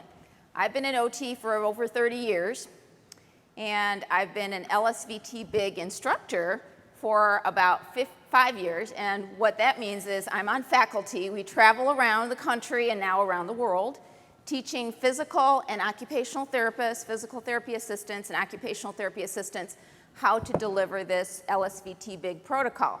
And it is something that I'll talk a little bit more in detail with you about now. But as Dr. Petzinger and everybody else who's been speaking today has been talking about, it's just a wonderful time for us to be in rehab. I will tell you that I worked with patients with Parkinson's many years in my earlier years, my younger years, And most of it was in a compensatory technique way. And so when I learned the treatment approach of LSVT BIG, and I learned more about some of the research and the efficacy of the research behind it for exercise approaches to Parkinson's disease, I was able to actually implement rehab. And it changed the way I practiced and worked with my Parkinson's patients because we were really able to make some changes in everyday activities. So again, as an OT, I like to see that function. We're going to talk about that in a moment. We want to see all of this carry over into everyday activities, into some of the contexts that we were talking about. So we know that basic science has been talking about the value of exercise. We've heard about that today. And there's a lot of research, again, behind working as exercise, with exercise in order to drive some of the neuroplasticity that we know is in our brains and that we still have the ability to improve. And so LSVT BIG is one of the exercise programs that is a kind of an exercise as medicine, and we'd like to talk about that today. So we recognize that there's that legitimacy of a multiple approach to treating Parkinson's disease. There's the medication that the physicians have been talking about. There's also the exercise programs that we've been talking about. And of course, there are neuroscience approaches or neurosurgery approaches. But with all of these is what's needed to create that legitimate treatment approach. It's not one thing, it's a multiple approach. So I know that Dr. Petzinger actually showed us Berie already before. This is somebody that we talk about frequently. I think I just want to talk about Berie in a little bit different sense maybe than she has. So let me just play that video for you, if I can get to it. Bear with me, I'm not technical either on here. So he was a 71-year-old male with Parkinson's disease. He presented, I didn't know it was with Claire, I thought it was with Dr. Farley, but, oh, he is your patient, okay. So anyway, here's Berie. I'd just like to ask you all, what do you see as a difference between the right and left screen here? Anybody? Speed, yes. Anything else? Confidence, yes. Anything else? Say again. No hesitation, no festination. He didn't get stuck at the doorway, did he? What else, do you notice that he's not using a cane on the right? Okay. So this gentleman had gone through 4 weeks of LSVT BIG. And we did some of the measurements, and I do want to talk about that. So his falls had gone from 1 to 2 times a month to 0. He went from using a cane to not using a cane. He went from a gait speed, which is a marker of good health and, actually, how long you'll live. He went from a low gait speed to a much higher gait speed. And so he was actually within his age-matched norms for some of the measures that we've seen. And his endurance had definitely improved. You could see that he was still walking on the right side of the screen. He just kept on going. Now, what was at the bottom here is some of his actual functional goals. So we were able to effect a change in some of his actual important goals. What did he want to do? He wanted to be able to improve his walking. Okay, he got that. But for what? He was able to go to the movies. How many of you have difficulty when you're in a movie theater or an auditorium of some kind? It's in a dark place. You're having to step sideways. You're having to go through narrow spaces. It's dark overall. So he was able to go to the movies. He was able to play with his grandchildren. That meant getting down on the floor, being able to play catch, being able to be a little bit more automatic, as we were talking about, those kind of movements. And he was able to go out to dinner with his family and friends. What happens when you go out to dinner? It's very difficult sometimes to get in and out of a booth or in and out of a, pull a chair out or whatnot. So anyway, he was able to meet all of those goals as well. And that was a 4-week program. I'll talk about that in a moment. This is Lee Silverman. A lot of people say, what is LSVT and who is Lee Silverman? This is Lee Silverman. She and her family provided the seed money for some of the research that was done early on. And she had Parkinson's disease, and her family said, we just can't hear her. We just want to be able to understand what she's saying. So LSVT programs are administered in a very highly intensive way in order to challenge the system. And that was something that we heard about this morning as well. It's not something that you can do in a very light way for exercise. It has to have some complexity, some intensity, and that's what we provide here. The techniques that are in the exercise programs, I think probably you're going to hear more about that maybe from some of our other speakers. They're very specific to some of the things that happen with Parkinson's disease, the slowing and the hesitation and the freezing. It can't be a general approach. What research has really shown is that it needs to be specific to the changes that happen in the brain, specific to the changes that occur with Parkinson's disease. It can't be something that we're just, like doing a scattershot approach. So the LSVT approach really targets the deficits. All right, and what are some of the fundamentals? So it's standardized and research-based. We target bigness, the big movements, the large amplitude. We target intensive and high effort. So you're having some of those exercises focus on some of the issues that really need to be addressed in the brain. We focus on calibration. So there's a generalization to functional activities. What you see with the exercises is it's your stepping stones to the functional activities that are also a part of your treatment sessions. The mode of delivery is that a certified LSVT BIG clinician provides the treatment. It's one-to-one. It is not done in a group, even though we know that as aftercare, there are some opportunities and some options for you to work with someone in a group. But it's always one-to-one. It's 4 consecutive days a year, or days a week for 4 weeks, and it's 16 sessions total. So this is a very intensive program. And there are daily carryover exercises that you are required to do. So it's very, very intensive for that 30-day period. So calibration is an interesting concept. What we're looking at here again is the automaticity. We're trying to instill and do some changes in the brain in order to kind of exercise and practice, just like what we were talking about earlier today. A lot of people will say that they had no idea how small their world had become, or they tell us, I had no idea that, I don't want to be able to walk that big. I think that makes me look kind of weird. But that is the intensity, and that's the effort, and that's the repetition, and that's the big movement that's needed in order to affect a change. So the way that LSVT works is, or the way that Parkinson's works, is you start to move smaller and smaller. I think most of us know that we have kind of a self-defeating cycle in our movements. We get smaller and smaller, and that becomes the new normal, doesn't it? And so you end up moving smaller, you're not as recognizing some of those changes in yourself as much, and it just continues on and on. So what LSVT does is it perturbs the system. It changes your movements a little bit so that you're able to produce those larger movements, and you're able to improve that self-perception and the awareness of the larger movements, and it's that training, that new learning that we were talking about. So let's talk about the data. So this was a study that was done by Dr. Ebersbach. I think it was 2010. Yeah, and then we had some repetition after that. We had some additional training, research after that.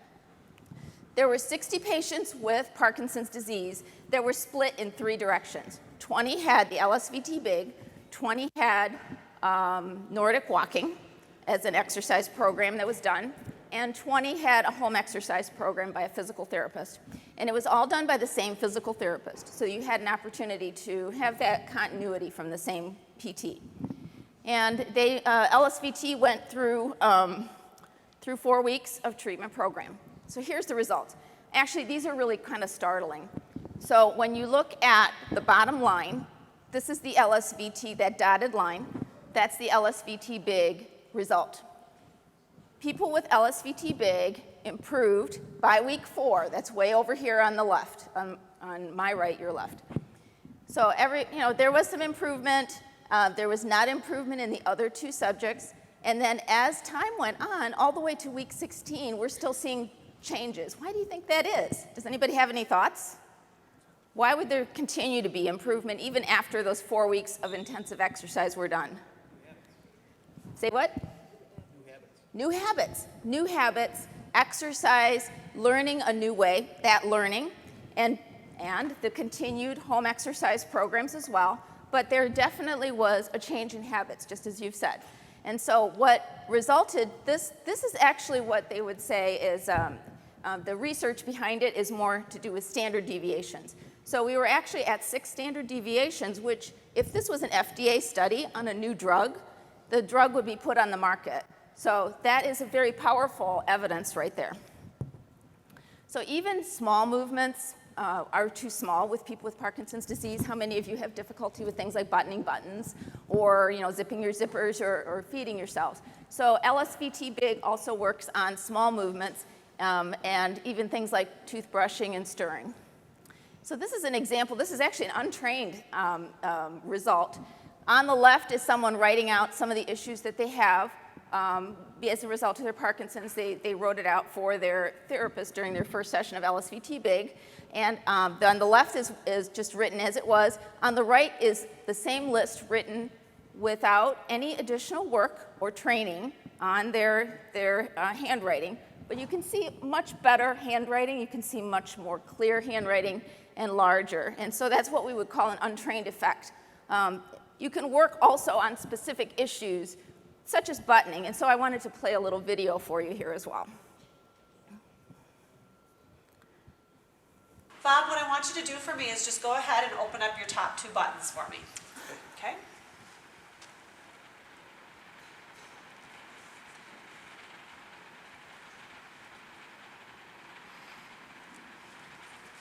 Good. All right. And then go ahead and close those back up for me.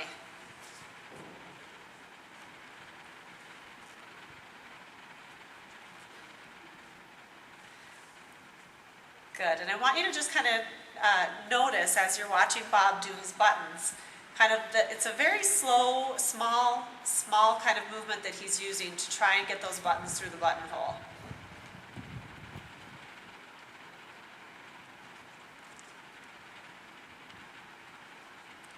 Yes, we do struggle. And this can be a very frustrating thing for a lot of people, Bob. You're not alone in that.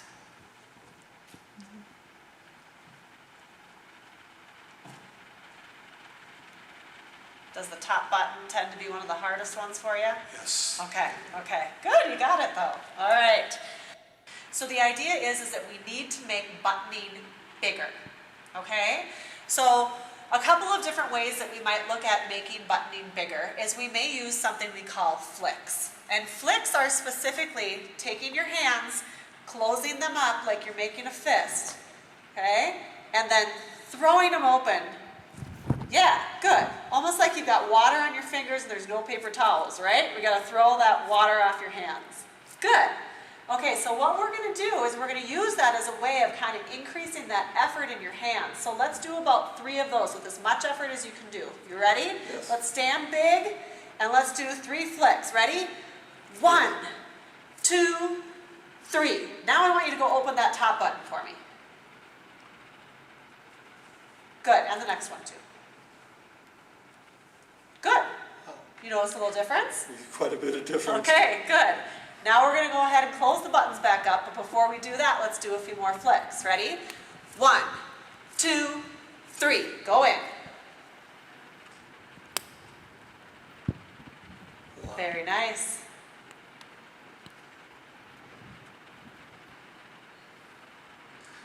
I should have done 3 before I took on the top one. Okay, so what should you do then? Well, let's do it. Ready? 1, 2, 3. Go again.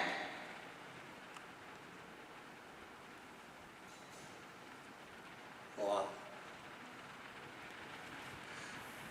Really push it in hard. Nice. About 1/3 of the time. You're right.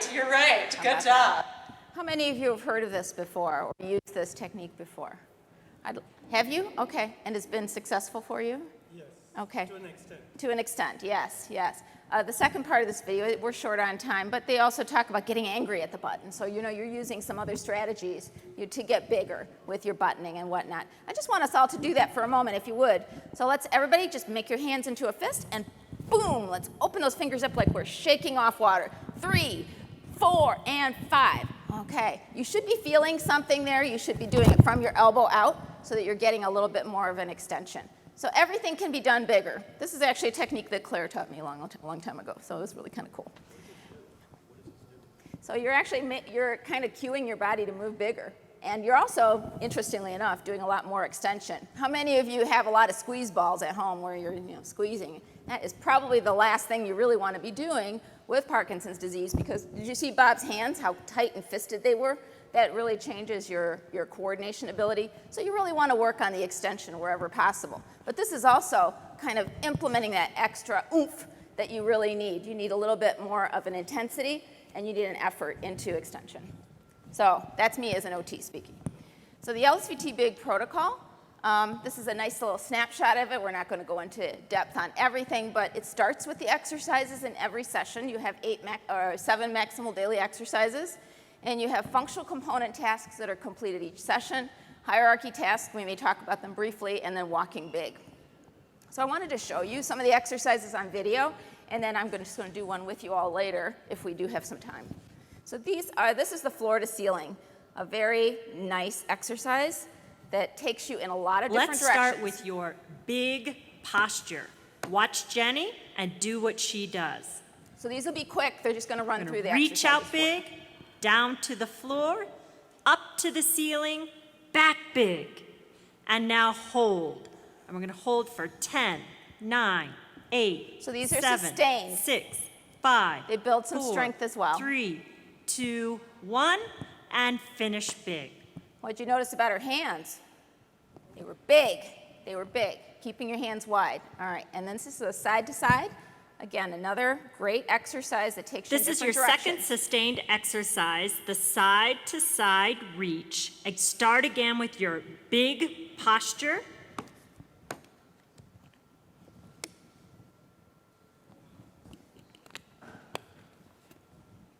You're going to reach across your body as far as you can. Really use your leg to reach even further now. Good.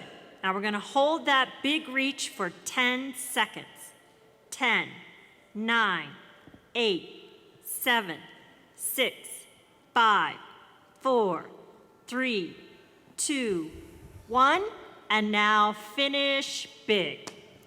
There's a lot of slapping, knee slapping. There's a lot of big movements. We stomp the floor quite a bit in the standing exercises. I just want you to notice some of the common threads here. And you're probably going to hear about some of these similar kind of common threads for a good treatment, a good exercise approach, things that will really drive you in the right directions, and doing it at a high intensity with lots of complexity added by your therapist when you're working with them. These are some multi-directional repetitive exercises that we wanted to show you. And this one is called the forward step. I'm going to have you watch Jenny and do what she does, and she'll model the exercise first, and then we'll practice. Be sure and start with your big posture, and you're going to step forward, open up big, step back big. So these are transitional. You don't hold for very long anyway. This one's sideways step. The next exercise is the step to the side and reach. You're going to step to the side big with big arms, and then come back and finish big. Okay. And we have a couple other videos that we'll show you, but I'm just going to show you the forward and backward rock and reach, which You want to is kind of start taking you into with your walking feet big. in a big posture. Big step forward and nice and big and wide. Now you're going to begin to rock forward and backwards with a big rocking motion as you go. Now let's begin to add your arms. So big reach, big rock. Big reach, big rock. Now we're... Okay. And let me show you the sideways rock and reach. I think we'll do one. You're going to start with your feet apart in a big step and big posture. And once you're there, you're now going to twist across your body with a big movement, and then come back nice and big. Let's see Jenny do that one more time. Notice the rotation. So that's, again, another really important key piece here, and one of the things that when patients have gone through LSVT BIG, one of the key markers that we measure is trunk rotation, and there's been an excellent improvement in trunk rotation, which is really important for reducing your fall risk, because you're able to move your trunk a little bit more in a fluid way. But remember, these are stepping stones for big movements in everyday life. So I do want to just do an exercise with you because, you know, like I said, we've all been sitting for a long time, and let's face it, we're here to move. Somebody told me earlier, they said, I'm here to learn, and I'm like, that's good, that's great. And then somebody also told me earlier, are we going to have the power exercises at the end of this? And I said, I think you are, but anyway, let's get started. So I'd like everybody to sit a little big. If you have a little bit of room in front of you, please. Okay? Sit up straight, and I want you to reach forward big. Open those hands big, and come down to the floor big, and come up to the ceiling, and come out to the side big. Put your hands out there and big, and let's go. 10, 9, 8, 7, 6, 5, 4, 3, 2, 1. Big finish. All right. And let's try another one. So everybody put their right hand on their chair, because I know you're all on the same chairs as I am. And put your left hand way out and open that hand big, big, big. I can see it. That's great. And reach across and push out. Don't watch your neighbor, everybody. And 1, 2, 3, 4, 5, 6, 7, 8, 9, 10. Come back and hit that thigh. All right. Everybody feel okay? That wake you up a little bit? That's all good. All right. But again, they're stepping stones. Let's just talk briefly about some of the other things that we were talking about as part of the LSVT BIG session. Again, it's not the end goal of therapy to be using the exercises only, but they definitely do get you going. So functional component tasks become a part of each treatment session, and these are always driven by what you need to work on. And it's something you do 5 of these in every treatment session, and you do 5 repetitions. So they might be as simple as rolling, might be as simple as a sit to stand, which is always done in every treatment session. And it could be something specific. You know, I've had patients reaching into their cupboard to take a cup out of the cupboard, but they do it big.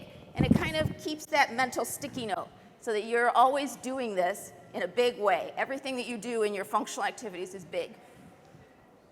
A hierarchy task is something you work on with your therapist so that you're using that time with your therapist to work on the specific issues that you have. So this is kind of more your long-term goal.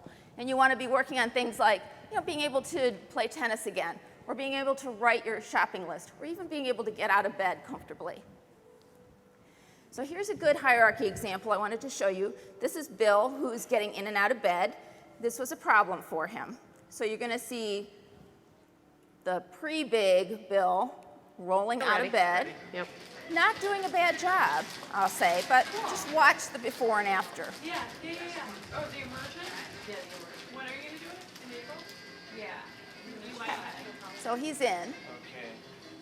Okay. Is that pretty good? Mm-hmm. Yep. All right, now go ahead and get out of bed.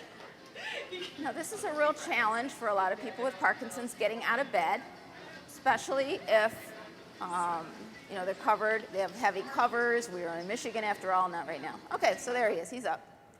Let's watch him after LSVT BIG. He worked with Heather, one of our LSVT BIG instructors. Go ahead. Ready? Yep. He worked out a nice, cool little big way of getting in. Much faster in.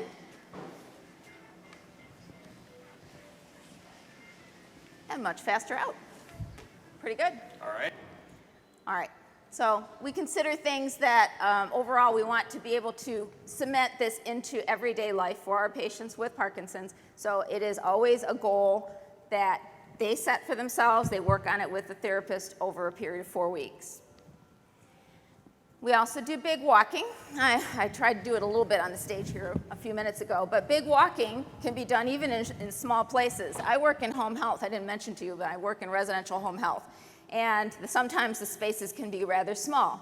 But walking big and walking efficiently is a really important thing to work into every treatment session, and that's what we do no matter where we are.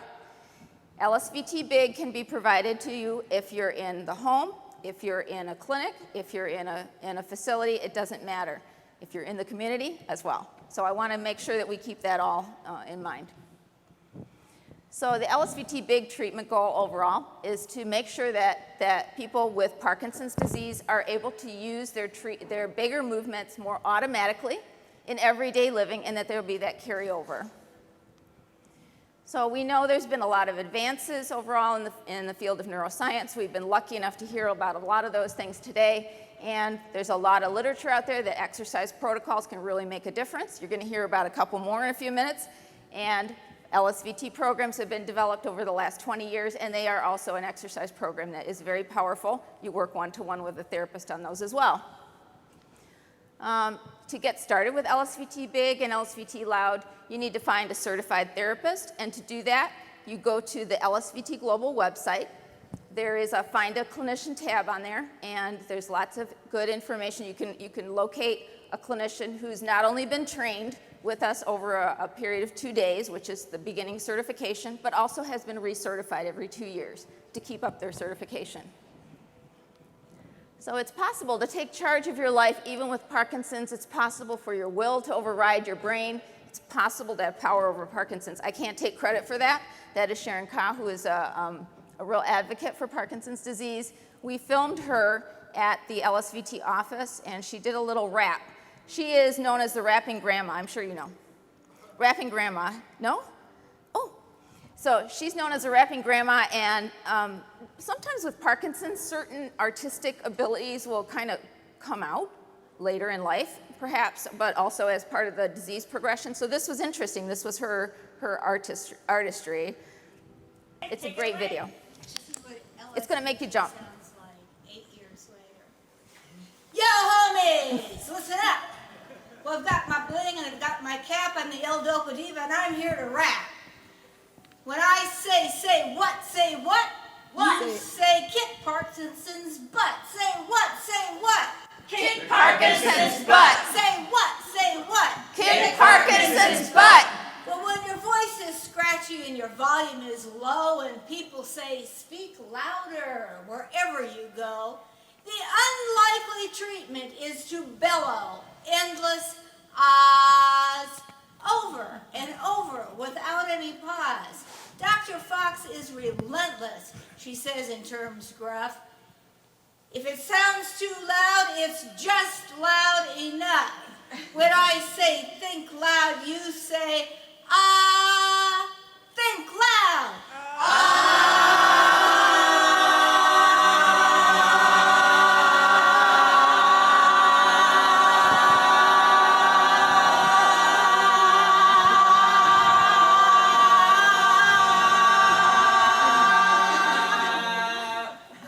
Well, our hands are shaky and our pace is slow and we have hallucinations and our feet won't go. But if we can laugh at ourselves without much fuss, we may have Parkinson's, and I'll never have us. When I say Parkinson's, you say don't give in. Parkinson's. Don't give in. Parkinson's. Don't give in. Parkinson's. Don't give in. I'm down with that. Isn't that great? All right. Thank you all for your attention today.